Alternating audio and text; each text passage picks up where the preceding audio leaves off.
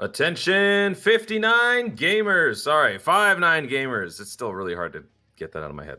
We are back with another installment of your favorite Dokkan Battle Podcast called the Dokkan Battle Podcast. I am your host, Toonrami, and joining me this week is the Masked Ningen, part-time stand user and full-time Super Battle Royale King who happens to be on his phone today. Yo, how's it going, everybody? I came in at the last minute, so I'm at work, I'm on my phone, but I'm here. He's the king of the AM radio waves this week. The homie who needs no introduction, Goresh. What is going on, everybody?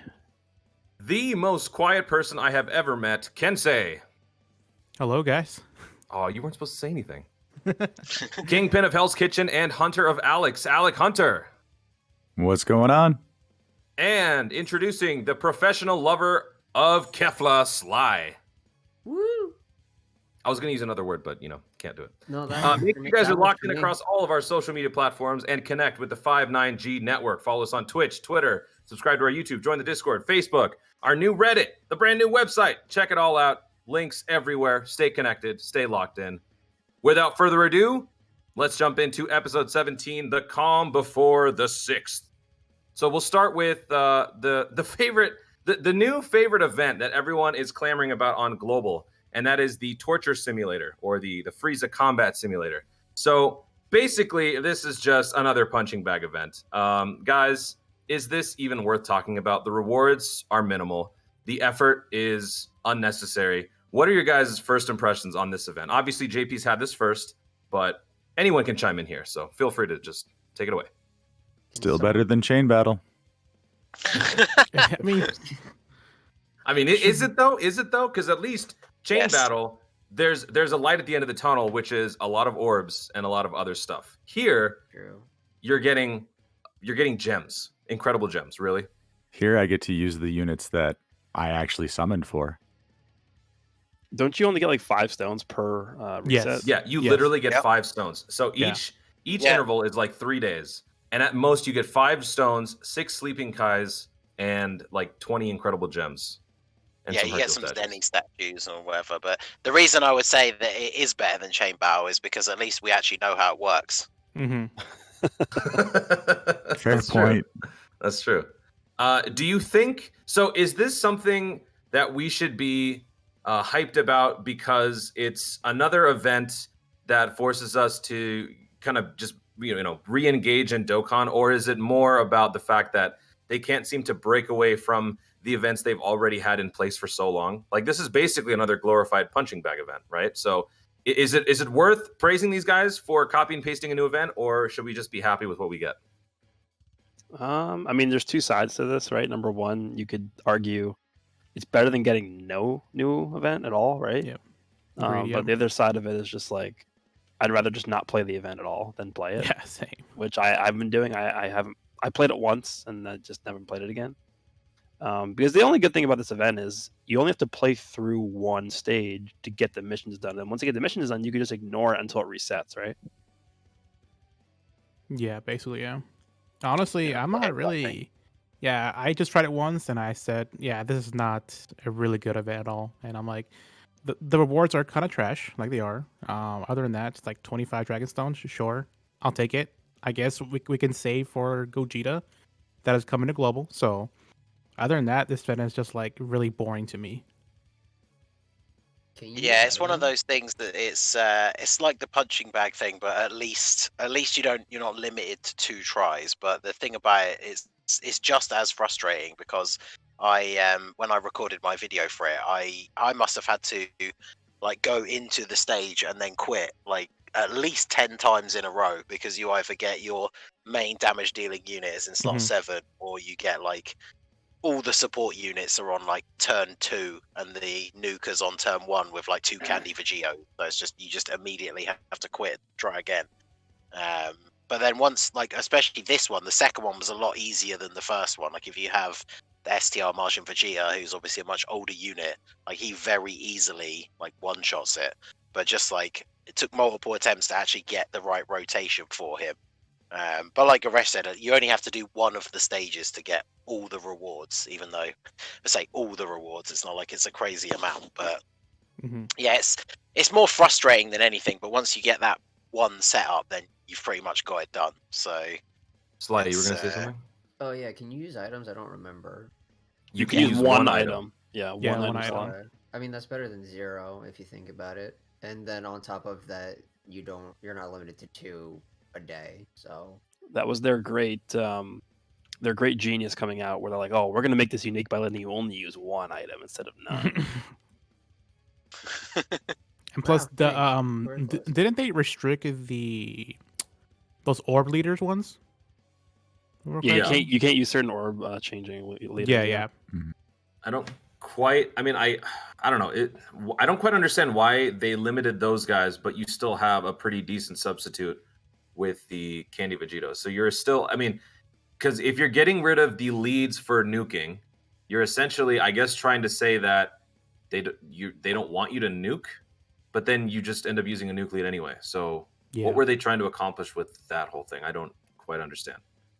Because I would assume so, because they have these categories. So like, I guess they wanted to use these category teams to see how much damage you would do. So that is my thought. Other than that, I mean, yeah, just like what you said, just use K Vegito as one of these nuke leads, and just like, there we go, dead. Like, there's nothing else. Like, why they restricted these guys? If I'm not mistaken, this might be the third or fourth punching bag variation we've had in Dokkan, Yeah. right? Because we've had the Frieza, like, punching his minions in the face, and then we've got torturing Goku. We've got the punching bag event, and then I think there was like one other version for the 5-year, right? Mm-hmm. So do you guys foresee this continually being a thing? Do you think that they think we enjoy this event? Where do you see this whole, quote unquote brand new event meta going? Do you foresee more rehashes of the same stuff, or do you think that they're actually making a concerted effort to try to break away from the same old things that they're doing? Well, they do it because it's easy to make, right? They just Yeah, copy and pretty paste the much. same event every single time. We've seen this with every type of event in this game. Legendary Goku event. We have Infinite Dragon Ball History. That's the same event like 9 times. Mm-hmm. Yep. Then we have Super Battle Road, which is like, obviously the type ones are pretty much the exact same event as the category ones. Then we have Yep. extreme variants of those. Mhm. Then we have all the nuking events. They're all the same. So there's different styles of events that you can obviously play in this game, but then there's like 9 to 10 different variations of those styles of events. So I mean, it's lazy, but what else can you really do? If there was a way, we should mod it where like you can put your favorite Dokkan tubers' faces on Goku. That way it adds a level of enjoyment. So you can pick your favorite Dokkan tuber and try to nuke them or punch them in the face repeatedly. Just punch him in the face. Call me, Bandai. Call me. I'm available. I got great ideas. All right, let's move on to another beloved event that everybody loves, especially Mass Ningen. That is Chain Battle. Over on JP, Chain Battle just got their newest iteration, and the boss for this one is Super Saiyan Vegeta, if I'm not mistaken. So, JP players, you're welcome. What do you think? How did you do? Thanks, this is worthless. PyCon, Super Saiyan 3, Goku, Janemba. Those are the characters. How are the support lines on this one? This seems like a recipe for disaster. Like the support lines must have been terrible. The overall average for scores must have been pretty lousy. How was this event for you guys? I mean, I personally took the physical Gogeta LR because I didn't really pay attention. I just saw Otherworld Warriors. I'm like, oh, okay, cool. I have an LR for this. And I just took Nolar's benches, and I got 56 million. I'm like, I really don't care. I gave up, honestly. Like, when it's categories like Otherworld Warriors, I just fall off. I don't care. I'll take my free equipment and just move on with my day. Yeah, the only reason why I think this one's really, really bad is because it's hard to even get the missions done for certain scores. Like 90 million and 100 million, like it seems like it's really hard to get those done, which sucks because at the very least you had the old chain battles. Like I believe, like the old ones that we had, like the first few, like the God Goku one and stuff like that. Like, yeah, it was tough to rank in the top 1%, but at the very least you could get those like number missions done, like get 90 million, get 100 million. So you would get the rewards for those missions. This one, like, a very small percentage of the player base is going to complete the 100 million damage mission, which is why I think this one's probably one of the worst ones. And plus, nobody ever like. I mean, besides the whales, they didn't like rainbow the PyCon. So this chain battle seems like a really like it's not that great. just only 2 categories. I mean, from what I've seen from the lineup is like Pikkon, Super Saiyan 3 Goku, and then a bunch of Vegetas, if I remember correctly. I don't know about the extreme ones because I think it's like a bunch of like Janembas. So it's pretty not that great. It's not that great. So. Yeah, I think for extreme it's like Majin Vegetas and Janemba. Yeah, right? yeah, exactly. Yeah.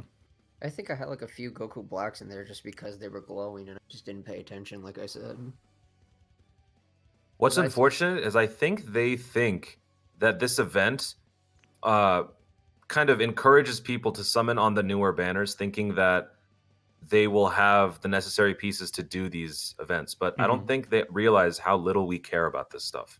Because we just had Pikkon and Janemba just showed up, right? It's been a month or 2 months, right? So a little time has passed between those banners dropping and this event giving us Mind and Body Erosion, Otherworld Warriors, and Worthy Rivals. Do they really think that everyone is going to be summoning and having these units to do this? Or are they just simply throwing whatever they feel like at us? Do you think there's some sort of a plan when they approach this thing? Because it seems like each and every iteration, the categories needed get more and more obscure, and it's like less and less appealing to the broad audience. Yeah, whenever they announce a new chain battle, they usually like have like the new banner category. So let's say like from this one has like Pikkon and Janemba. So I would assume that they plan saying like, hey, these people are going to summon for Pikkon and Janemba, and let's put this chain battle out here. And truthfully, they're not going to they're not going to summon on the banner because literally we got 6th anniversary coming here soon on the JP side. So people are going to save their stones for the big hype of banners. So I wish that they kind of changed their mindset on that because, like, I think for Global's next chain battle, I forgot who is it because I think last time we got Golden Frieza, and we should have gone Jiren with that too as well. And now that Jiren's coming out now, it's like it's kind of messed up like the whole thing. So like, I just wish they kind of changed their planning on chain battles and see like what useful chain battles we're gonna get. Like I would assume on 6th anniversary we're gonna get like some like Realms of God or Realm of Gods, and another category which is like Realm of Gods is like one of those big categories that people should have rainbow at least, like UI Goku, Evolution Blue Vegeta. Like there's a lot of units in that category, so like they should change the ways that they should do on like planning ahead. So that is my thought. I mean, if you take a look at the history of the chain battle stages, like almost every single one has corresponded with like one of the units that's released alongside it, which is why it was weird that they released the Golden Frieza one on Global before Jiren came out, because like the whole reason that all those chain battles are out at the same time as those new units is it does incentivize you to summon for those, like Kefla for God Goku, stuff like that, and then Jiren for Golden Frieza, and then you have Pikkon for this, Pikkon and Janemba for this Vegeta. So I feel like that's an extra little push that they're giving people to incentivize them to summon for these new units. But I guess it's sort of like an afterthought for Global because they don't care. Yeah. Would it be outside of the realm of possibility to say that if we go by what you're saying, that maybe LR Jiren was supposed to drop earlier, but due to some scheduling thing, they decided at the last minute to change that, but they left the chain battle in the timeline? It's possible, but I feel like they probably just felt that Gohan would just be more, lucrative for them at the time instead of just releasing Jiren alongside the chain battle. What they should have done is they should have just delayed the chain battle until now. Like I don't understand why they didn't just do that. Because correct me if I'm wrong, I don't think we're going to be getting a chain battle with Jiren here. Like it's just going to be nothing. Yeah. So there's really no point in pushing that out before Jiren comes out, because it's just, again, that would have incentivized more people to summon for Jiren if they would have gotten a better score because of that. What was Global's last chain battle? It was the Golden Frieza, right? Yeah. Golden Frieza. So up next, wouldn't it be the World Tournament one? World Tournament one. I think you're right. Yeah. Yeah, because I think Super Buu was the first one that we got, which was 4th for JP or something weird. So I think the one that requires World Tournament as the category, I think that's up next for us. So I can't imagine that has anything to do with Jiren, but we'll see. Well, yeah, but again, because that Goku shouldn't come with Jiren. That's going to be part of whatever the next celebration is, I think. So my point is, like, why would they not just delay the Golden Frieza chain battle until now, when Jiren comes out, so you can actually do better in the chain battle? Like, because this chain battle on global was probably the worst one ever. Yeah. I would argue it's way worse than this one on JP because people have gotten 140 million on this Vegeta. Yeah. Whereas on global, no one was even like, I got 107, and that was like, people were like, "How did you do that?" Like, it was that bad. Yeah, I didn't even hit 100 million on that last one. Yeah, it's like Golden Frieza. I have like the highest that I got was like 107 because I got Topo. I was like, I think Topo was like the main hitter, if I remember correctly, or attacker. So it was like it was pretty like struggling that we can't like hit like over like 100 million. It's like, okay, it's like sure. I learned that. Yeah, that was like the worst chain battle ever. You know what's not as bad as chain battle? Easy A's. And you know what Easy A's JP just had recently? They had Vegeta and Goku. Dual Easy A's. Some would say they're the precursors to the eventual Saiyan saga. I call it good news. So let's talk about it. Vegeta and Goku on JP got their big Easy A. Something I really was not expecting. These two units, I was not expecting these guys to get any sort of an update anytime soon.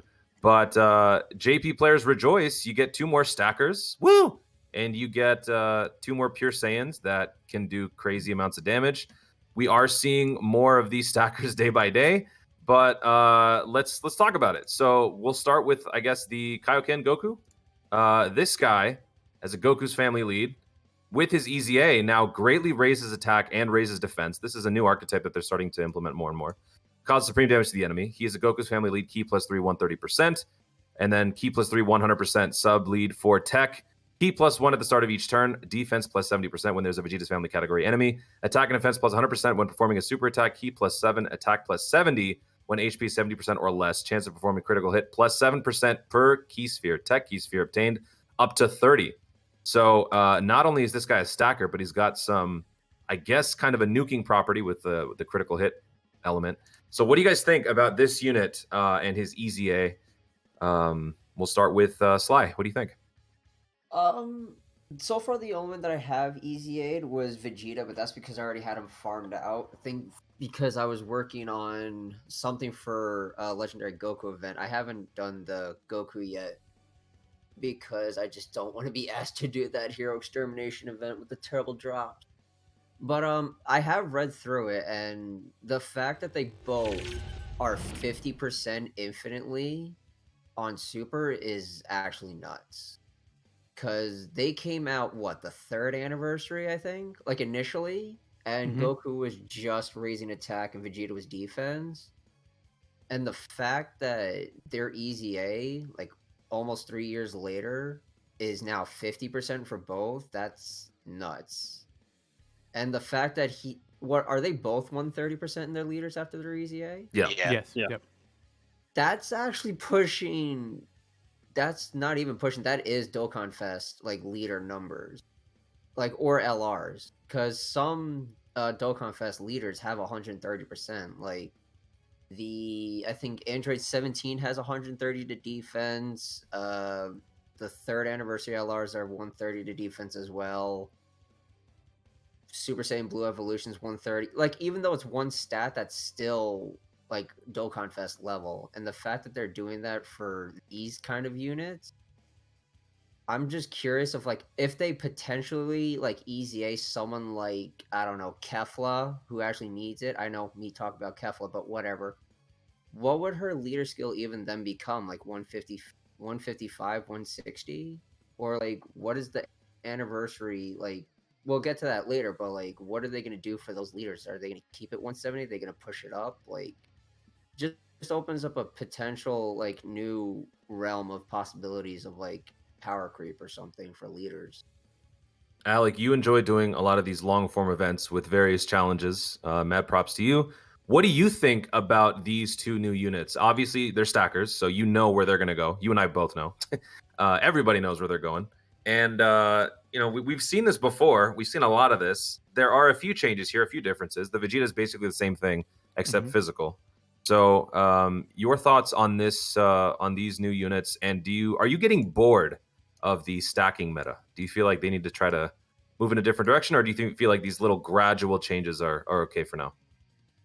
I definitely would like to see something different. I'm not bored with the stacking meta, but I would like to have an option to do something else every once in a while. I'm pretty excited for the Vegeta between the two of them.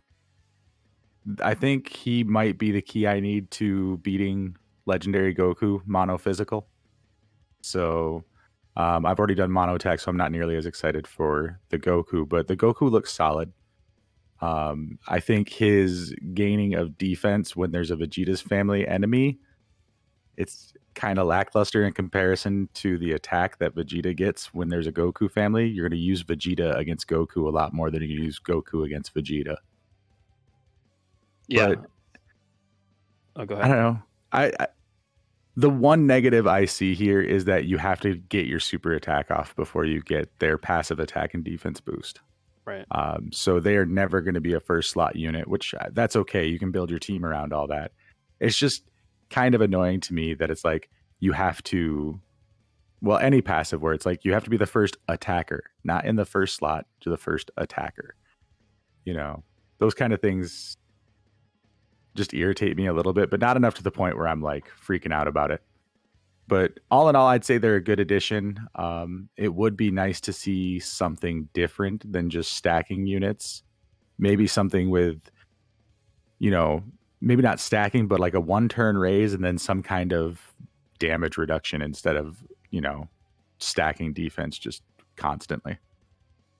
I would have to agree to that because there are some units that only do it for 1 turn, and I would wish it would be at least 3.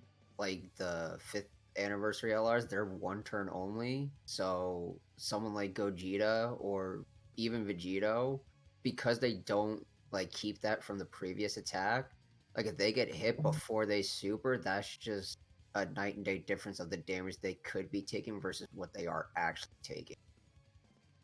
I think if you take a look at both the EZAs, the Vegeta in my mind is just way better, just because of the fact that his conditional passive requiring a Goku's family enemy is going to activate way more often than the Goku one is, because there's so many more Goku family category enemies in the game than there are Vegeta family category enemies. So you're just getting an additional boost way more often on the Vegeta than you would be getting on the Goku. And then also you take a look at the units that they're competing against. The Goku is obviously Goku Kaioken. He's competing against the newly EZA'd AGL Goku, who is okay. I would say this guy is probably just way better than him. But he's also competing against the physical Kaioken Goku, right? The one from the, I believe he dropped at the same time as the Transforming Goku and Frieza. That guy's actually pretty good. He can reach some pretty good attack stats, but I mean, I still think this tech one is better. But the difference in like how much better this guy is than that guy, I don't think it's like astronomical. And then we take a look at the Vegeta. The only other base form Vegeta that really is, I guess, notable is the Int Extreme Support unit. Other than that, it's kind of crazy to think about this, but there really isn't another really, really good base form Vegeta. I guess you could kind of slide in the Dokkan Awakened Transforming Vegeta because he's base. But I mean, I still think this one's way better. But yeah, Vegeta has a lot less competition, I would argue, which is crazy because Kaioken Goku is a more competitive name than just Vegeta. Yeah, it's kind of weird. Yeah. Because even when we get a Great Ape Vegeta, he's going to have Great Ape in his name. So we've touched on this before, and everybody has talked about how much they want this. But the fact that these two Saiyans, these two units, got EZAs, can we chalk that up to just pure coincidence that they wanted to bring in another Vegeta Goku combination and it happened to be these two, or could this be a potential precursor to some sort of a Saiyan saga category that's on the way soon?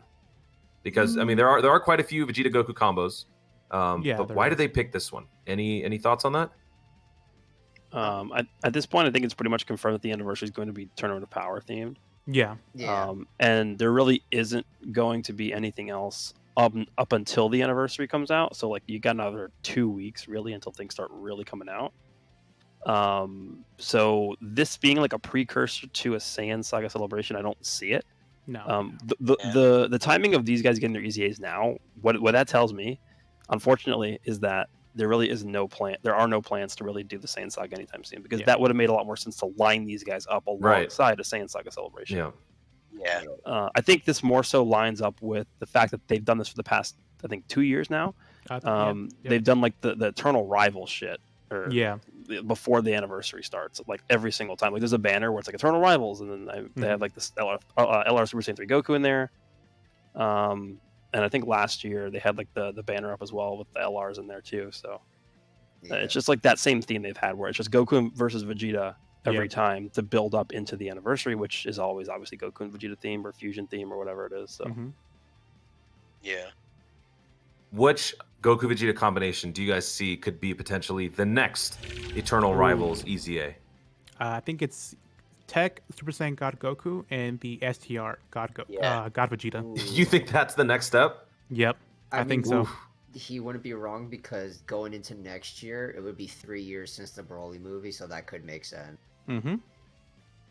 I was kind of thinking something along the lines of maybe the Majin Buu Saga Saiyans. You know, the Spirit Bomb Goku and the Vegeta, the ones with the candy passes. Yeah, they're way past you getting one. Yeah. What about the transforming Goku and Vegeta? Hey, I'd be cool with that because they're no longer the de facto leads for Super and for Super Class, right? Well, Vegeta. Yeah, well, you're also talking about a year from now, right? So it's definitely going to be time. Yeah, of course, Yeah. Actually, if anything, because the Vegito Blue and the Rose, STR Rose, they'll eventually get EZAs, right? Because once they finish all the types, those two will be the last two. So after that, wouldn't it be Goku and Frieza, transforming Goku and Frieza, who gets some sort of an EZA? Theoretically? Yeah. Could be. What about Super Saiyan 4 Gogeta and Omega?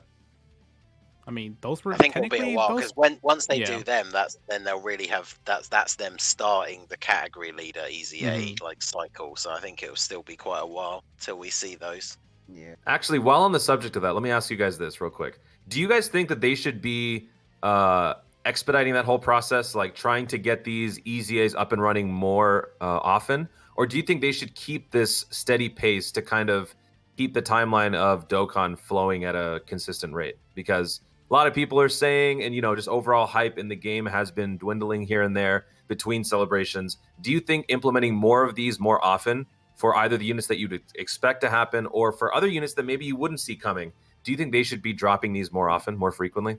I don't think they should be. Oh, go ahead. No, I was just going to say, I think they don't necessarily need to drop them like constantly, but I don't think they should speed up the cycle. Like, I think it's fine having a month or two, maybe even 3, between like them finishing off the 120 leader cycle. But we've seen recently with some of the EZAs like that Kaioken Goku and the Int Gohan, where they've been trying to add some interesting new things. There are so many older units that could really benefit from getting an EZA so that they'd actually be used again.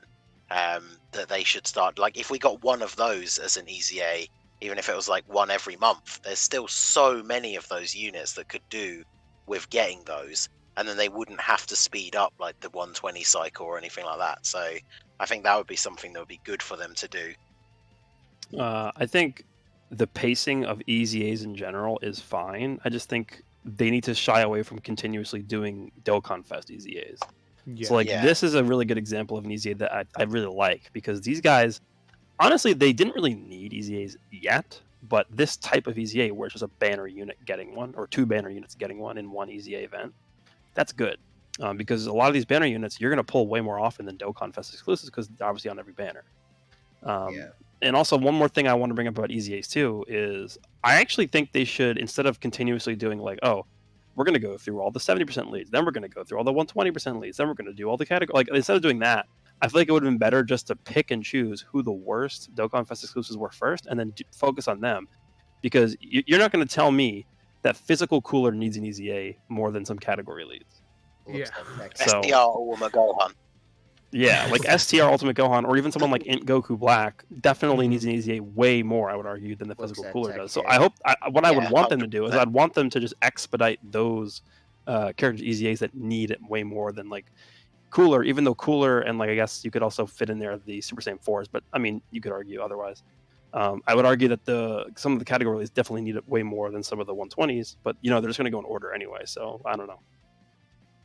Honestly, you guys remember that one EZA where they took just 7 units and just EZA'd them all at once in that one EZA? Mm-hmm. I wish, even if like they don't. Like you could ask the community, it's like, hey, vote for like X amount of units, like 5 or 7 that you would like to see an EZA or would really need an EZA. Either let us vote or they just pick and just throw them into another EZA again and just let us EZA 5 to 7 new units at once. Because that was actually a good thing for the game. A lot of units got buffed, and it still gave the players an EZA. Granted, it's only 30 and not 210 stones, but still. I don't know. I'd like to see the pace pick up a bit. I would like to see every celebration have, a traditional EZA and an easy area. Like, I really would like easy areas to be exclusively for free-to-play units, but we already know that's not a thing. Mm-hmm. Yeah.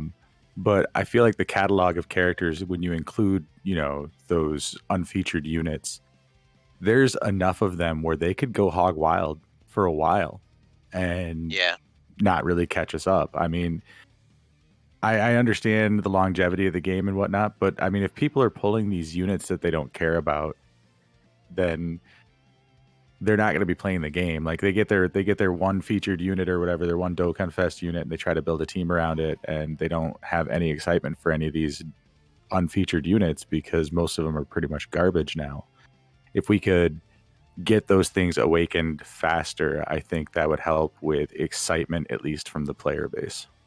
That's a good point. And actually, I was going to follow up on what you were saying, Alec, because when you summon on a banner, you summon for the headliners, you get them, you're happy for a few days, you do an event, boom, you're done. And a lot of people kind of fit into that sort of situation as a casual player, right? Because that's the one unit you care about. It's the new shiny unit, the new shiny toy. You care about that. You do a couple events, and then the interest wanes until the next banner shows up. But if you have more units that are relevant, more units that are getting upgrades, more units that are, coming back into the fold, older events, getting, revamps and all that stuff, it encourages people to continue summoning and to actually use other units that they might not necessarily want to use, other than just picking up the headliner, playing with that for a little bit, and then being done with it. So I agree with you. Implementing more EZAs, I think, would also help just the overall hype as far as the game, the approach to the game, because you don't just have to summon for the main unit and have fun with it. You can also then pick up one of the side guys and run a couple events with them, see how they work before and after their upgrades. I feel like that would help keep the momentum going in Dokkan. Yeah, the one thing I really don't like about EZAs is when the EZA characters that just don't need EZAs and they change nothing. Yeah. Mm-hmm. Yeah. Mm-hmm. Yeah, AGL Super Vegeta is like the biggest example of like him getting, when he got his EZA, he just didn't really need it, and so then they didn't really do a huge amount with him. There's so many other units that they could have done instead that would have then been brought back into relevancy, because around the time his EZA was announced for JP, on certain team builds, even for things like Super Battle Road, like Patara and stuff, like you would still use the AGL Super Vegeta because he was still good enough to be used.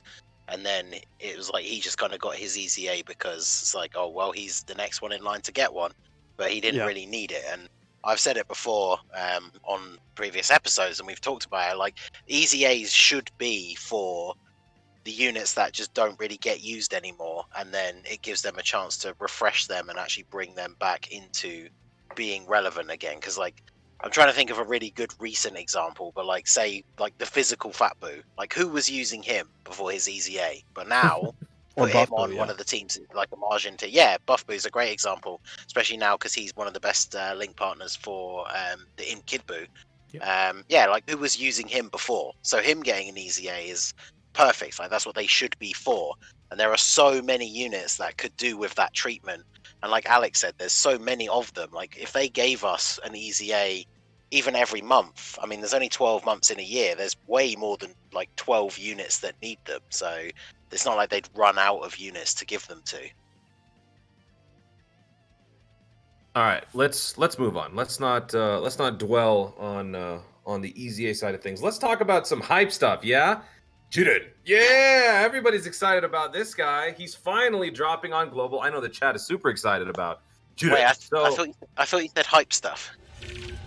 Yeah. Oh yeah, dude. Hype. I'm hyped. Get hyped, guy. Come on. He's finally dropping on global. This is the unit that everybody's been waiting for. I'm being sarcastic.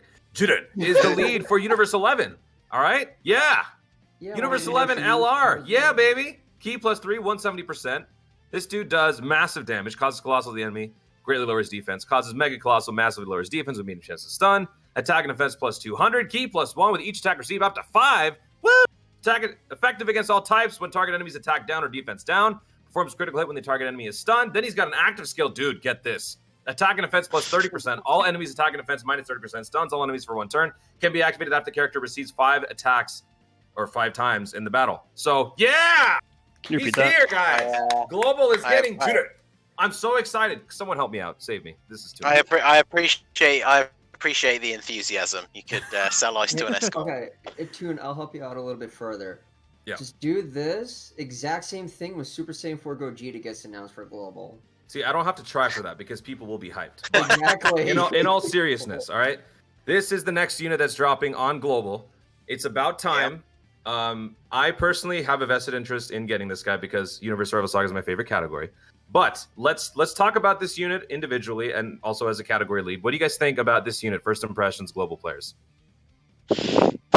Me, Jiren. I know Goresh loved him. Let's go. Yeah, there you go. Also, Come on, let Gresh, me tell us settle why down. it's This so good. sarcasm hurts a little bit. So I mean, if we want to be real, like he's obviously ridiculously good. Yeah. He enters turn 1 and does things and wins. That's it. He's Yeah, pretty incredible, but he's also incredibly boring. yeah. Yeah. Like he feels like something that came out during the previous meta where it was like all about the big attack number. I mean, yeah, he gets a damn fine defense. He does. But like the thing people talk about is that attack stat. And it just feels like, I don't know, it kind of feels like he's dated, but they made the math so he's not. Yeah, I mean, you're just like That's a this good guy could point. have this guy could have released like in 2018 with like 100% less everything, and then they were like, oh, okay, they have like a little thing. It's like break glass, like when Jiren releases something, and they do that, and they're like, well, let's just give him 100% more to everything, and then they just did that and they released him.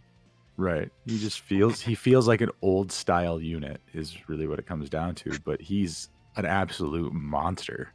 I feel like it's also a little bit disappointing with him too, because we were extremely expecting him to drop with a Mastered Ultra Instant Goku dual fest, like a dual LR fest. Yeah. And then they drop him here, and it's like, well, there goes that idea out the window.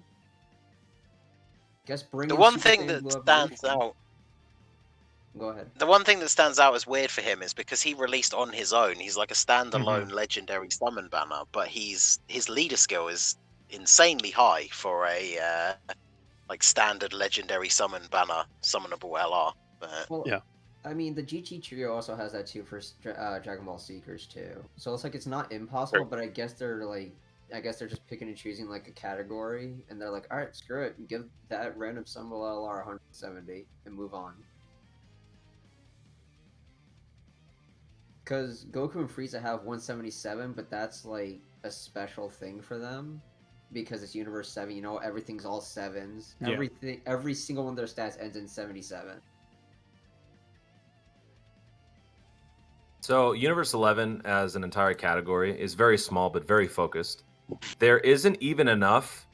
I don't even think there's enough units to run a full team yet, is there?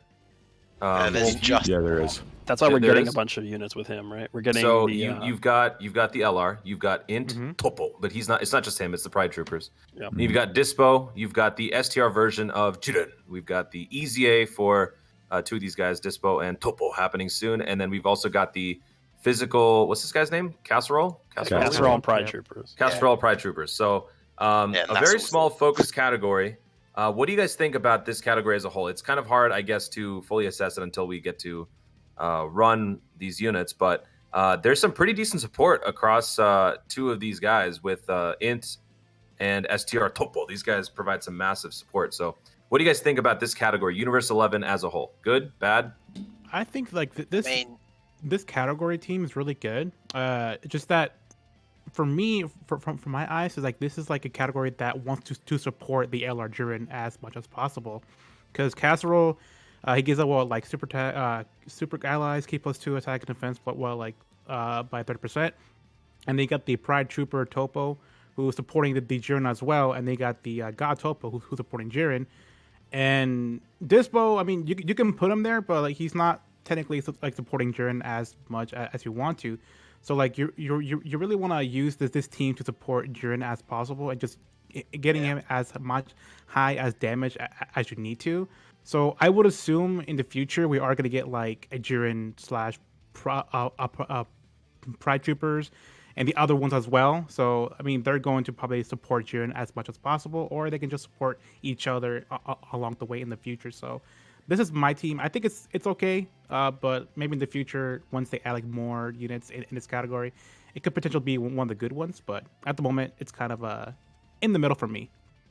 There's a reason they gave him the Universe Survival Saga leader skill as well as the Universe 11, right? Yeah. I mean, they're not expecting everybody to just run all Universe 11 units. But I mean, they specifically gave Topo, like they usually wait a week before they give the EZA, right, alongside the unit that releases on the banner. So Topo and Dyspo are both getting EZAs at the same time as Jiren, and the reason they're doing that at the same time is because they know people need the extra help.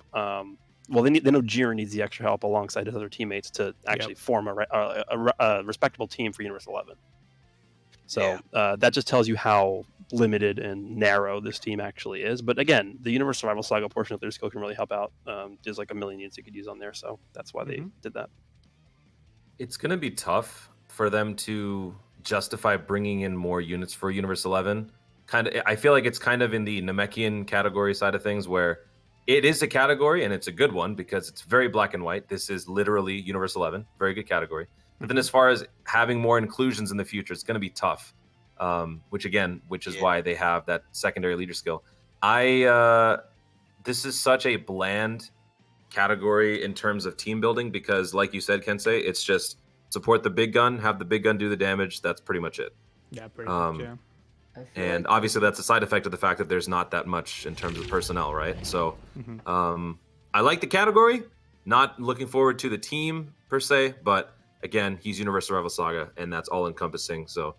You can cover more ground and do more things with a more versatile team on Universe Survival Saga's end.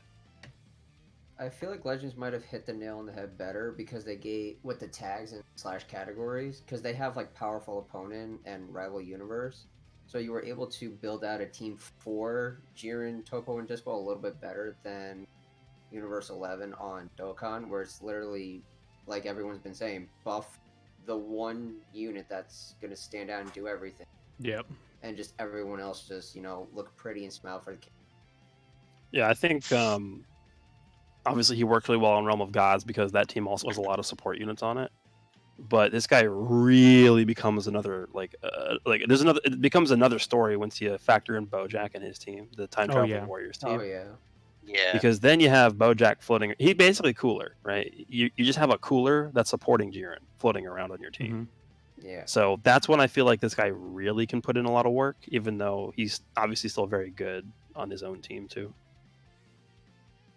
So obviously, he's the main selling point for this banner. But during this campaign, we've already been talking about it, the two EZAs that are also going to be getting major upgrades. One of them being one of the best supports in the game, quite honestly. So let's talk about it. Let's talk about Topo and Dyspo. So we'll start with Topo. It's really hard to say that. He is an all-types key +3 lead, 80% across the board, causes supreme damage to the enemy, raises allies' attack by 30% for one turn. And then his passive, attack and defense +70%, key +1 for all allies, attack and defense +40, and all enemies' defense -70%. And then on top of all of that, this support unit reduces damage received by 40% when HP is 70% or less.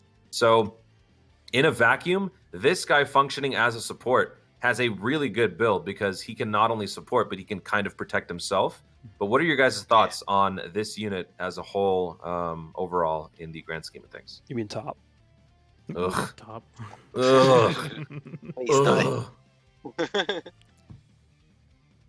I mean, he's the one that people have been waiting for. Like when people have been saying that they've been waiting for this EZA, they're talking about him.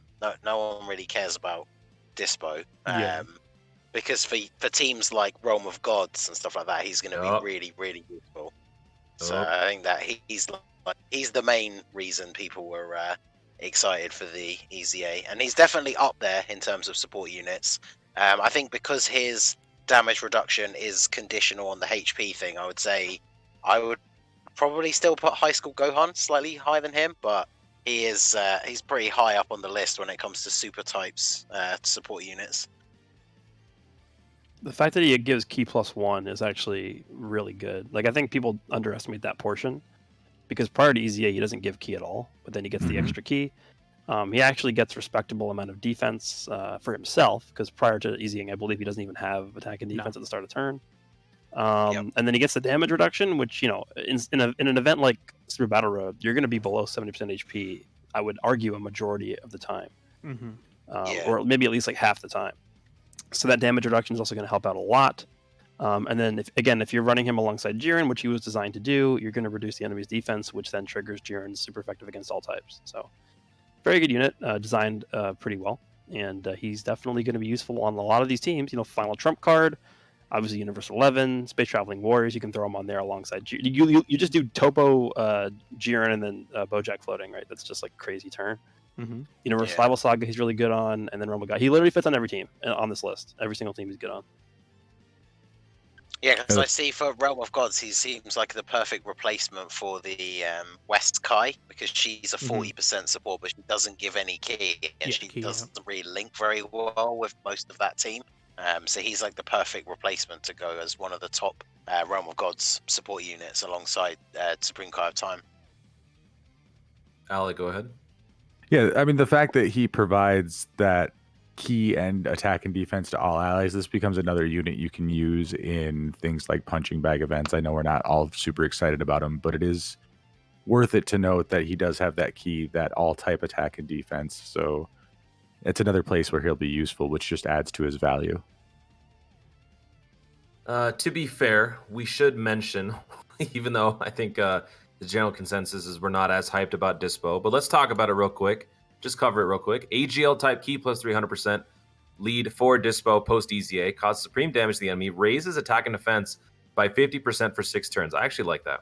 Attack plus 20%, chance of evading enemies' attack, including super attack, plus 20, up to 60% at the start of each turn, plus an additional attack plus 20% within the same turn after evading an attack. So obviously, you know, they're leaning in on the thing that he does best, which is being, you know, quick and evasive. But they also gave him a pretty sizable temporary stacking boost. I actually like this archetype for certain units. So the attack and defense raised by 50% for 6 turns does make this guy have some pretty solid damage potential and tanking potential. So what do you guys think about this unit overall as far as offense and defense? He's more than just a dodger, so he can actually hold his own here. What do you guys think? I think without any kind of defense in his passive, he suffers from a similar fate as in Goku Black. Like, yeah, stack for 50%, but you can only do it for 6 turns, so the best you're going to get is, 3 stacks of that? Without anything in his defense and his passive, he's not going to be useful, like, as a tank. Yeah. Because against an enemy that will lock you out of dodging, he is a punching bag. He's a literal punching bag. I think just ignoring his actual kit for a second, what's interesting to me about this guy is he has Infighter, because if we take a look at Jiren, the LR Jiren, and Topo, which is going to be your main rotation, Topo and Jiren don't share Infighter. Jiren has it, but Topo does not. So what you can do, now that Topo actually has some sort of defense, is you can put Topo in slot 1, you can get the boost from his super attack effect for Jiren, and then Jiren can link with Dyspo as a floater to give him Infighter, so that the only link he's going to be missing is Legendary Power. So he's going to have 6 links in that rotation, which is a pretty good rotation for Jiren. Because pretty much we do that, Jiren's just going to kill whoever's there, right? So you're not going to get to Dyspo. Yeah. It's true. Plus, it's interesting because he has the infinite attack stacking thing as part of his passive. As I was just going to ask, I was going to ask, one of is the that things permanent? that is really good about that, it's permanent. So the thing that is good about that, which I only really realized, I think yesterday when I did a video talking about them very briefly, but you get those stacking units sometimes when you're running longer form events, especially like some of the free-to-play ones who stack a little bit slower. You get those turns where they might be the unit that you're floating in the 3rd spot, like Goresh said, for that rotation with Jiren and Topo, and so they don't get a chance to super attack before the enemy gets killed, which means they then don't get their stack, whereas he gets his at the start of the turn. So even if he doesn't get to attack that turn, he's still constantly building up his attack. So every time he floats around, he's still going to be hitting harder like each time, which I think is quite an interesting way of doing it. I always tend to do this when a category gets introduced or new couple EZAs get introduced. But would you guys say that with LR and these new EZAs and the new units that we're getting, is Universe Survival Saga a top tier meta or a category meta? Would you say it's top 3, number 1, number 2? Where do you guys rank Universe Survival Saga among the best categories in the game? At least top 5, I would say. Yeah, I think that's fair. I mean, you have top like 5 some of the for best sure. LRs. You have Jiren, you have the Kellen Khalifa, you have Goku and Frieza, LR UI UI Goku, Goku, LR yeah. Blue Goku and Vegeta. Mm-hmm. You got the Spirit Bomb, Blue Kaioken Goku. Everyone loves him. Who else? We're about to get the 6th anniversary LRs. Yeah, the 6th anniversary LRs. I mean, this team is good. I mean, then you have support units like 17. Yep. You have all the Universe 6 girl units, which are good. Mm-hmm. And then, of So- course, according to my imaginary LR sources, we're going to be getting LR Royal Blue Vegeta as well. So, Yeah. Like, because they already, released the figure for 6th anniversary is MUI Goku? Mm-hmm. And because it's always Goku and Vegeta, who else are you going to throw in there for Vegeta? Who hasn't also had a card in, 2-3 years now? would you say Universe Survival Saga would be the best category once the 6th year comes around? Depends on what they do. Potentially, yeah. Potentially, yeah. Because Well- if it is UI Goku, the MUI Goku and Royal Blue Vegeta, is that you also got to consider that they are in part of Realm of Gods as well. So they're both boosting up their own teams as well. But I still think Realm of Gods is still going to be like the top team in there because you have Yeah, because they're MUI going to be on it Goku. as well. It's Yeah, hard to do exactly. that. So it is TOP related, but it's still kind of is like Realm of Gods theme as well. So I still think that team is going to be like the best. Yeah, you think as well, based on their links and stuff, you're going to be able to put together the LR UI Goku that we already have, and then the LR, because we're assuming, I guess, that the 6-year one is going to start off as the white-haired version. Yeah. So you're going to be able to put them two together, and then if the opposing banner is the Blue Evolution Vegeta, as we assume it is, I'm not sure how super well they would link up together, but you can put him then with the Blue Goku and Vegeta, and then those two rotations immediately are insanely powerful. And obviously they could be run on this team using Jiren as the lead. You could literally make a full LR Universe Survival Saga team that would be pretty damn powerful. Yeah. All right. And with that, folks, that will be marking the end of the first half of the show. But don't go away because we're going to be answering your questions coming up next. We'll be right back. All right, guys, we are back. And as always, want to take a minute to thank everyone who supports the stream. We had Shark Teeth 89 with a Prime sub. Twitch Prime is not a crime. And Mass Ningen with his 3 months. Thank you very much for that. Who's that? Oh, what a legend. know. Round of applause for that guy. He's irrelevant. He's on the AM radio waves. I can't hear him. Damn. All right. And so that leads us into the question section, right? You want to take it from here, Toon? Thank you, Alec.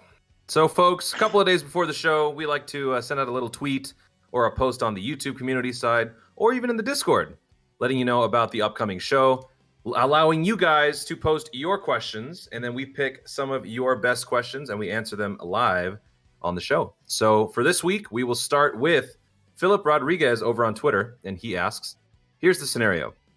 Y'all are the team to head the campaign Super Strike Revival.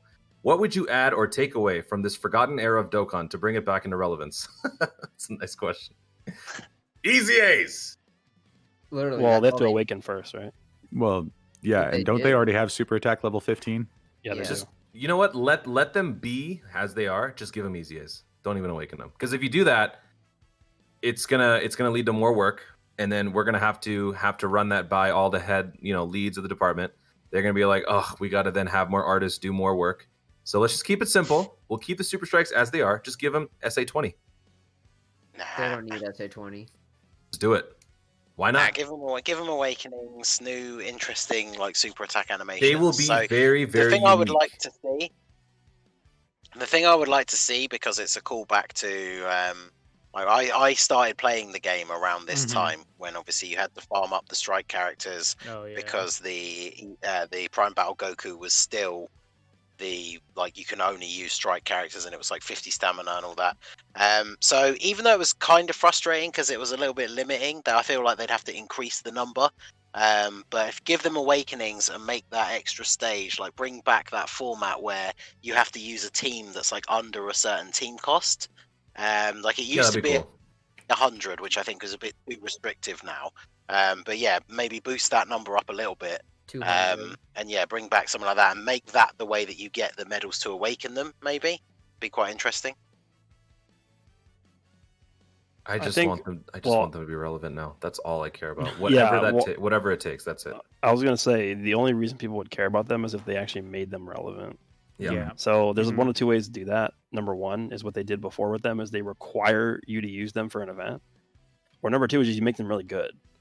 But I feel like they wouldn't make them really good unless you had to go through some like annoying grind, right, to get them, like how the prime battles work now.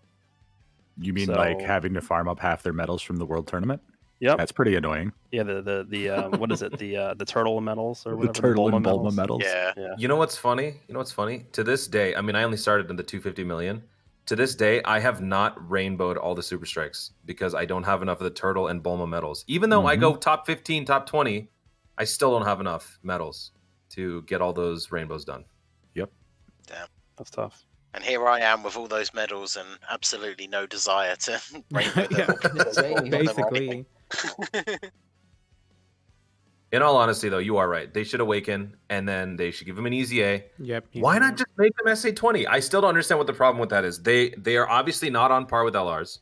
They will be their own very unique class of weird units that have SA20, that are TURs, that are free to play, and they just do mediocre damage. Whatever.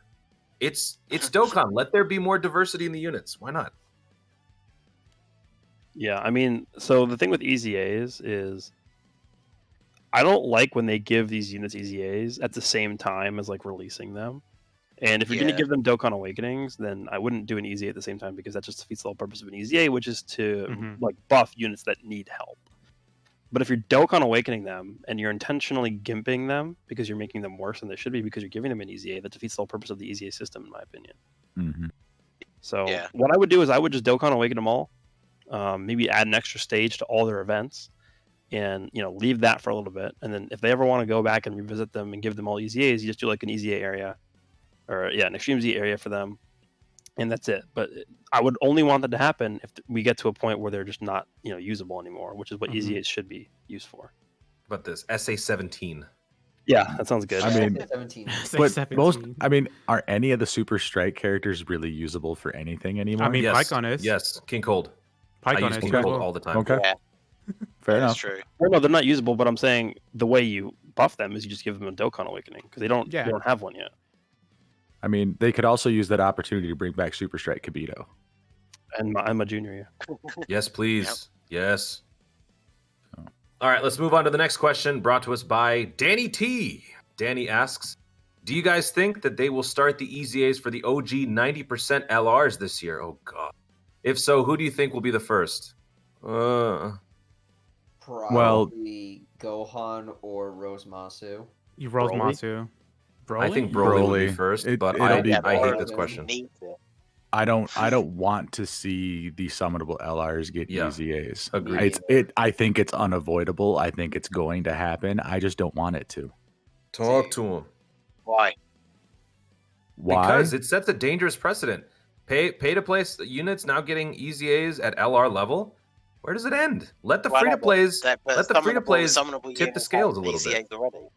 Right. Yeah. I mean, I see that point, but it's the level of rarity of these units and the fact that Mhm. almost every one of us in this voice chat tell people not to summon on yellow coin banners. Can you just buy them with the purple stone? Yeah, you can. So, yeah, some of them, yeah. Like So, 3 I Dragon think Stones, Purple Stones. It comes down to, for me, like what I said earlier about what EZA should be for, and obviously a Mhm. lot of those, if not all of the original 90% LRs, basically don't get used in the current meta anymore. So that's, in a way, you could argue that they need to get EZAs because otherwise now, say if you're one of the people who jumped in on the double rates banner because you really wanted to pull Tech LR Gohan, but you pulled yet another copy of STR Broly or the physical Trunks, and it's like, oh, yay, great, I pulled an LR, but I'm never going to use them. Yeah, So exactly, in yeah. that sense, like you could argue that they need Easy A's to be relevant again, because they're always going to be in the pool on every legendary summon banner, but they've become units that you don't want to see. And like we've talked about it, not really recently, but over the year or years, that like LRs are not like the rare gems that they used to be. Like there's so many of them now that it's not like, you know, back when there was only like 7 or 8, it was still more of a crazy thing. Whereas now we're at that point where we are with a lot of units, like, you know, the way people meme about pulling transforming Goku or transforming Frieza is there's now multiple LRs that you can pull from a banner, and it's a disappointing pull. It's not, you're not hype about the fact that you pulled an LR. Yeah. Yeah, So, like Majin Vegeta is like I would argue that some of the original ones actually need the like every time someone's gonna pull an LR, you're like, oh, it's just gonna be Majin Vegeta, because that's the joke. exactly. Yeah. Well, so literally, I posted a screenshot. So the last multi-summon I did on the Tech Super Saiyan 2 Gohan banner, I got a guaranteed LR animation, and then the 3rd or 4th unit that popped up in the multi-summon was AGL Majin Vegeta, and I immediately let out like a disappointed groan. But then, fortunately, Tech Super Saiyan 2 Gohan popped up later in the multi. But like, yeah, you shouldn't. That immediately removes the hype of like getting like an LR pull when it's a unit that you don't want or don't need. Because like they even, like the Vegeta's a perfect example. They even went and redid his super attack animation, but why? Like you don't ever use it.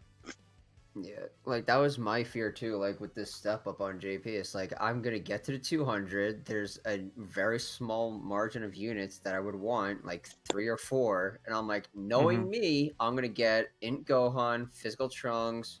I wouldn't have actually minded Goku Black. Majin Vegeta, Bojack, just someone I either already have or I just really don't give two jacks about. So. But my next question, actually, for this question would be, how would they handle that Easy A banner for the OG LRs? They just put like 7 units on it. So that's what they would do. Yeah, so would it reward red coins or would it reward gold? Yeah, red coins. It would be a Dokkan red coins. Yeah. Okay. I mean, they could make a new banner if they're gonna do it could be like legendary summon Easy A or something with like 7. Yeah. Yeah. And there's like people are so stuck in the mindset where it's like, oh, they have to keep following this one way of doing things, where they don't need to do that. They could just change it up at any point. I hate that Ningen is right, because it's true. Like, these units are so old and so useless that this is literally the logical way. This is the logical step to make them more relevant, bring them back, add some hype to these summons. The reason why I'm so against it is from the standpoint of the free-to-play side, because these free-to-play LRs, while they have value, while they're good, there's still an argument to be made when you want to choose an LR free-to-play versus an LR OG 90%, right? Yeah. So giving these guys that Easy A as well kind of reestablishes that gap between free-to-play and pay-to-play in terms of their value, what they do, which is why I always like the fact that these LR Easy A's were happening for free-to-play, because it kind of reduces that difference in power scaling between the free-to-play side and the pay-to-play side. But you're right. I'm just talking strictly as a free-to-play fan, that I don't like that they would have to go in this direction, which is probably what's going to happen. Yeah, because like another example for me from the most recent banner is the LR Goku Black and Zamasu. Like when they first came out, people were hyped. Like they were a fun unit. They were good. They stayed good for a reasonable amount of time. And whilst I'm not like a mega whale, it was only just now from that Gohan banner that I pulled the final copy of them to rainbow them, but I haven't used them since rainbowing them because they just don't really go on any of my teams anymore. So it's kind of disappointing in a way that it's like I finally rainbowed a unit that I really, really liked. In fact, their LR banner was the first banner I ever properly whaled out on because I really wanted to get a copy. And then, now I finally rainbowed them, and I'm not ever going to use them. All right, you guys ready to move on? Let's do it. The next question is brought to us by Jen Roto on Twitter, and he asks, the 5 oldest TURs without Easy A's are Int Vegito, Tech Vegito, Physical Xeno Trunks, Int Turles, and Tech Future Gohan. Who needs it the most, and who are you most hopeful for? Int Vegito Xeno or Trunks. Tech Future Gohan? I'm going to go with Xeno Trunks. I'm going to say Tech Future Gohan. Yeah. I'm going to say Tech Future Gohan 2 as well. Because he So, was, I well, the believe he was. reason I was just gonna say, I believe he's Go the on. first unit that greatly stacks attack, right? Yes. Yeah, yes, he was. So the only reason I say Xenotrunks is because everybody else already has a really, really good unit with the same name. Mhm. Because the AGL Vegito World Tournament Reward Awakening that we just got on Global is really, really good, but you can pretty much only use him on the Majin Buu Saga team because he has the same name as the LR. So depending what they do with Easy A's for these guys, they're already competing with another big unit with the same name, whereas the Xenotrunks, not only does he not have any competition apart from the strike card version, I guess, but he's also really, really bad. So he really, really needs one. I'm so. I would go with Int Vegito. Int Vegito, he's the one with the nuking passive, right? Yeah. Yes. We haven't had a Vegito that has any sort of nuking property. So having all counter super. Yeah, no, they all counter, they all do that. So having a Vegito that does something a little bit different, I think would be cool. So having a nuking Vegito would be pretty neat. I would be up for that. I would have said Turles, but we have an LR Turles on the way. So my pick isn't Vegito. But now to use that logic for you, which was for free to plays, more than likely they'll have Int Turles probably rainbowed. So wouldn't it also still benefit him to get an ECA regardless? I mean, all these guys would benefit from an EZA. I mean, true. I mean, besides Xenotrunks, I mean, sure, he's gonna be useful for well, not really useful for World Tournament. I mean, I think he might have the same fate as Mont Vegeta, who got in EZA, the tech one. And honestly, who's gonna use tech and Mont Vegeta for World Tournament? Nobody is. So I kind of expect as physical as Xenotrunks is going to get the same treatment and not going to be used at all. That Xenotrunks, the Turles, and the Future Gohan are all connected to the Hero Extermination event. Yeah, that too as well. Yeah. So they're all eventually going to get one. Yeah, and then both of those Vegitos are tied to the AGL Super Vegito Dokkan Fest. Mhm. So they're both going to get one whenever the Vegito EZA returns, which honestly should be pretty soon. So So it's Remember when people possible- thought they were going to get EZAs during the 5-year? Yeah. yeah. So what you're saying is that it's actually possible for Xenotrunks, Turles, and Gohan to maybe be areas? Yeah, they 100% will be. Yeah. Yeah, so eventually. yeah. Okay. All right, let's move on to the next question. This one's from the Discord, brought to us by Joari. Joari asks, for JP's next batch of Extreme SBR, how do you think they should buff Ginyu Force and Giant Form? Ooh, Ginyu Force. That's actually Ningen? a really good Ginyu Force. question. Easy Ace. I mean, yeah, they Actually- if they're gonna release an extreme version of the Ginyu Force one, then yeah, they probably should give them easy A's. I wonder if they will do that for the Ginyu Force one. There's one more thing they could do. Token Fest. Dokkan Goku. Fest Ginyu that I've been asking for 6 years. Oh yeah, Dokkan Yep. Battle, yeah. Also, they could give us Bunyu. Isn't that the name of the chick from from Kakarot. Kakarot? Yeah. I guess they could do a Yeah. crossover if they wanted to, yeah. Yeah. Mhm. But come on, please just give us a Dokkan Fest Ginyu. He deserves it.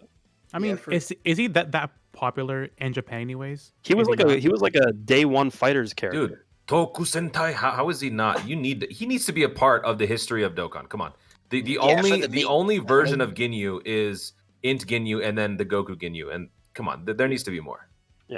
Yeah, we just absolutely need the Dokkan Fest Ginyu with an awesome transformation animation where he switches bodies with Goku and transforms into Goku Ginyu. And then, Yeah. If you Absolutely. go That'd be through, awesome. if you go through like all the Dragon Ball like fighting games that have come out throughout the years, he's like always been one of the base game fighters that's been in all those games. Oh yeah, true enough. Mhm. Yeah. So for Ginyu Force, it's really easy to come up with how they would buff it.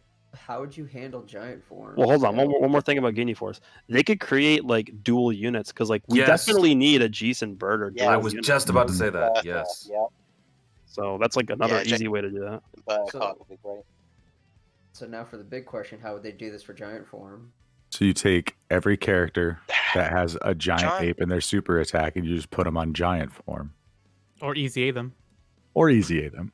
Well, so I think Giant Form is probably in a slightly different league because it's not. I wouldn't say it's anywhere near as hard or as restrictive as the Ginyu Force one. Like Yeah. I feel like if True. they dropped an extreme Giant Form stage tomorrow, like a lot of people would still just be able to beat it with what's available in the game at the moment. I know it's one of the harder ones because the category can be quite restrictive, so it is obviously based on your box, but I definitely think it's not anywhere near as restrictive and as potentially difficult as the extreme version of the Ginyu Force one would be. I do have another question for that. Do you think that they would take into consideration the LR Baby and try to bounce it around him, or would they not really necessarily include him in it because LR Baby can decimate the current Giant Form SBR? Mm-hmm. Like you would rarely ever drop below like 80-70% HP for a transformation because he's just that overwhelming in that event. So would they take him into consideration with the ESBR, or would they actually think about the player base? It's like, okay, not every single person is going to have this LR who can dookie it and balance it that way. I mean, Baby was what recently was in 4th anniversary, right? So not most of the free play units have Baby at all. Like I recently just pulled Baby, and I did the Giants Form SBR, and that's about it. So if they are going to consider him, at least EZA some good like Giant Forms units like Tora because he's really good.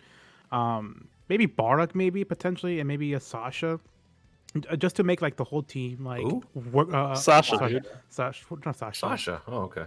Fasha. New- My bad. Fasha. My bad. New Dragon Ball character. Okay. My bad. That one. My bad. It's just so like have her like have the giant form just like be complete, because like right now there's not that many good ones out there. I mean, well, besides the physical what's his name, physical Cumber.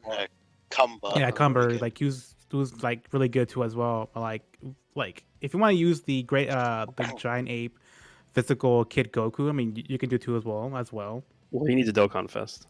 You know, well that too as well. Yeah.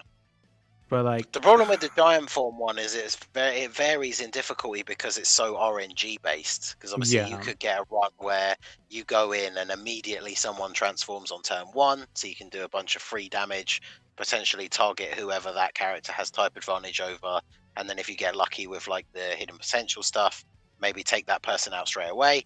Or obviously you can have those unlucky runs where nobody transforms. And then at least you do have units like the Baby and the Cooler who are going to transform, and Tapion as well when you get to like HP restrictions and stuff. Because one of the things about the Giant Form one, because it is so RNG related, is the as long as you can drop down to that like 50% HP mark, you can then basically cheese the whole of the rest of the thing, because you can just chain like finishing off the fight with either Baby or Metal Cooler, and then you go into the next fight and you're still under 50% HP, so they immediately transform again straight away. Yep. That's how I did it. So yeah, I think with the right RNG, like I said, I think the extreme version of that could drop tomorrow, and a lot of people would just be able to beat it with what's available in the game at the moment. Yeah, but there's also a lot of units that we don't have yet. Like again, Dokkan Fest Great Ape Kid Goku. We need Dokkan Fest Vegeta Great Ape, obviously from the Saiyan Saga. Yep. Just off the top of my head, we could also just get like an Aniraza from Return of Power. We don't have him. He's a giant unit. Or a new Lord Slug for sure is probably warranted at this point. We could definitely get a new Tapion for Hirudegarn. There's a lot. Let's just get a straight up Hirudegarn. Dr. Wheelo is probably a giant character. Like you could have like a Dr. Kochin who goes into Dr. Wheelo or something. I don't know. You know, since Truth's not here, I'll say for him Garlic Jr. Oh, hey, speaking of the devil. And now I'm bumped out. Or we got like one more question left.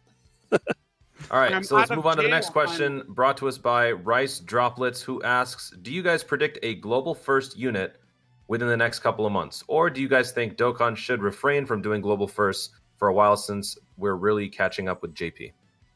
They aren't catching up, and there's going to be global first for sure. Like there's just not enough to there's not enough there till the anniversary in July for global. Because they got to fill the gap for where the where last year's like Spirit Bomb Goku, which is where the Gohan banner would have been if they hadn't done the simultaneous release. So there's definitely a gap in there somewhere. But why? Why do we have to have global firsts? Man, how dare I as I'm a sorry. fellow global mate, I'm disappointed in you. Why do you Dude, complain? all it does is screw up the timeline. If the game would just be either completely synced up or exactly 5 months behind JP, everything would be fine. It's the global first, it's the joint celebrations that screw up everything about the timeline for global. Well, minus makes the it more fun. download celebration, minus that, because that actually fits into their schedule. Just the banners are different, really. I would say it's more of an issue of that, like, when they, like, mess things up, they don't really care about the repercussions of how things go. Like, we're just casually going to say Golden Frieza's coming out of Kale and Khalifa no matter what. Oh, that means Golden Frieza's easy as 8 months after JP, right? Like, there's, like, whatever. Like, it's just very, I don't know, like, willy-nilly. Like, whatever.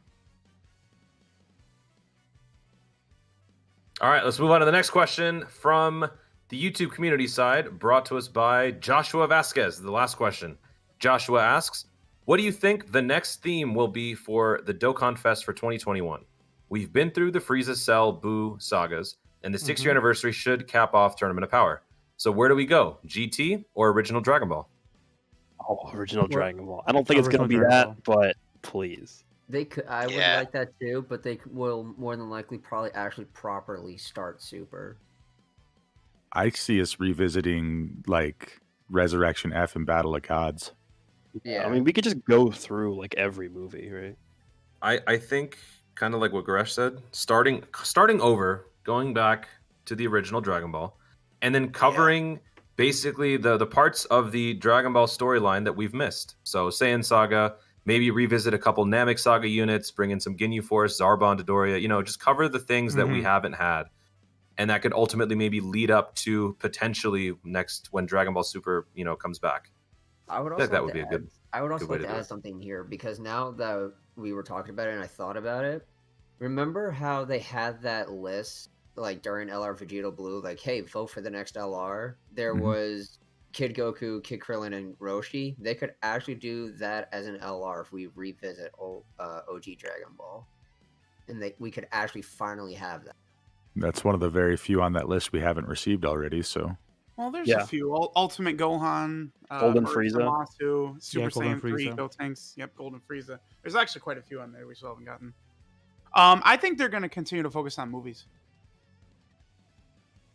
Yeah, What's the movies. what's the number one movie you'd want, Truth? Unironically, I actually do think that first movie with Garlic Jr. is very good. Thank So you. thank you. Thank you. I literally just spoke you into existence with that. I would like to see them because they could do a really nice Goku and Piccolo card from that movie. Like, Yep. Gohan could have a good card. There's some stuff they could do. They could honestly just go back to the Saiyan Saga. There's like so many units from there. Like Goku and Piccolo from the Raditz fight, Grade 8 Vegeta. Yeah. They could do just a standalone Nappa, which we don't really have a good version of. We could get a General SSR Yajirobe as a support character for that saga. I think he did enough to merit a unit for sure. I mean, if it wasn't for him, Goku would have been crushed by Giant Ape Vegeta, and they would have all died if he didn't cut off the tail.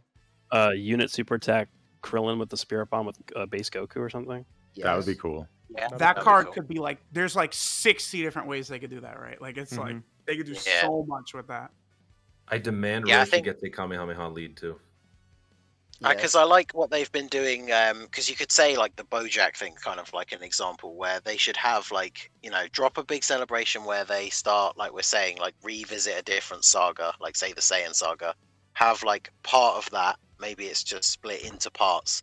Have part of that, and then you can then do the next one. Be like take a movie, and then you have like your new version of like the movie villain. Or hero, with then the part 2 LR banner being related to that, and then go into the next celebration and have either like the next part of the big saga that we're doing, or like moving on to a different one. Because I think go revisiting the movies and doing updated versions of movie characters fits in really well as like the thing they can put between like the big saga based stuff. which I think is a good idea. Yeah. Let's go back to the Incredible Adventure, and for the next worldwide release celebration, we can have dual Dokkan Fest, LR Kid Goku versus LR Yamcha. LR Yamcha, huh? Yeah, we already have that. We already have that moment technically, but still. I mean, there's so many things that we could go back and be like, this could be, a Dokkan Festival moment. There's like the first time we get a Kamehameha is Master Roshi putting out the fire at Ox King's castle. We could have that as like a story event, or as as some other kind of event that we could work into a celebration. But yeah, I think we need to tap the well of Dragon Ball quite a bit, because there's a whole lot of units there that we could really use. Yeah, I mean, Tao works, like the first character that was like just like straight up killed people like mercilessly. We could do a General Blue, like an SSR General Blue that's not exclusive to an Arale collab. Demon King Piccolo deserves a Dokkan Fest for sure. Ma Junior. Who else? I mean, we could do like a free to play LR with like all the Red Ribbon Army generals there. I would. There's a lot in Dragon Ball. Tambourine definitely needs an SSR at the very least. I would really like a super good Grandpa Gohan card. Yeah, Master Roshi transforming with the buff Yeah. Roshi. There's a lot they could do. How would you all feel about maybe not a dual Dokkan Fest, but maybe a dual Dokkan Fest where you actually buff the World Tournament category and it's Kid Goku versus Tien? They could do that. Tien. I mean, we don't need to do a dual Dokkan Fest. Like that Tien could just be a Dokkan Fest by himself. Okay, yeah. All right.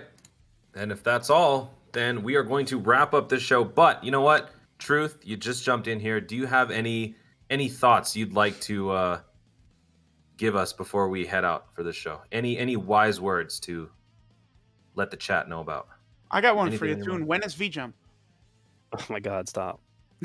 oh, now I need to stop, huh, buddy? Yeah, probably tonight. Probably. The chat really wanted to know your thoughts on Jiren, Jiren. because they all He's really really love good. Jiren. They really like Jiren, yeah. Jiren is super freaking good. I mean, he's not Turles, but Jiren is super good.